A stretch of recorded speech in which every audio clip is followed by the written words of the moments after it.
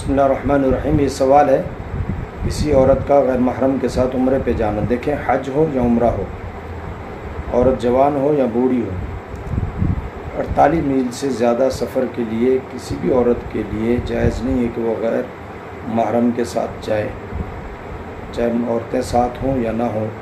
کسی بھی عورت کے لیے جائز نہیں ہے کہ وہ بغیر کسی محرم مرد کے سفر کرے۔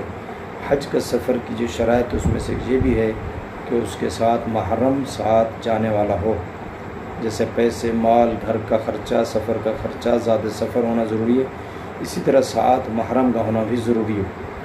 اب ظلم یہ ہے کہ نفلی عمرہ کرنے کے لیے حرام کام کر کے جاتے ہیں، مثلا کسی کی بہن بن کے جاتی ہے، کسی کی جھوٹی بیوی بن کے جاتی ہے، کسی کی بہو بن کے جاتی ہے وغیرہ۔ یہ عمرہ کرنا نفل ہے، فرض یا واجب نہیں ہے، صرف نفل ہے۔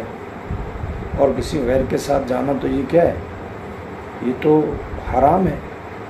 اور اتنا لمبا سفر 10-20 دن لگیں گے، جتنے دن وہاں رہیں گے اتنا دن حرام کا گناہ کماتے رہیں گے۔ اور پھر وہ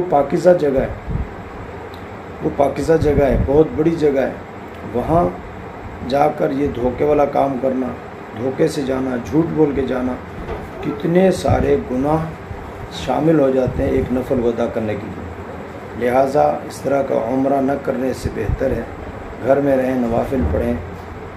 ایسا عمرہ کرنے سے بہتر ہے کہ گھر میں رہیں، نوافل پڑھیں، اعمال کریں، تو صلاۃ کی پابندی کریں، اور جب اسباب پیدا ہوں ایسے کہ جس سے آپ عمرہ کر سکیں تو پھر جائیں، حلال طریقے سے، جائز طریقے سے۔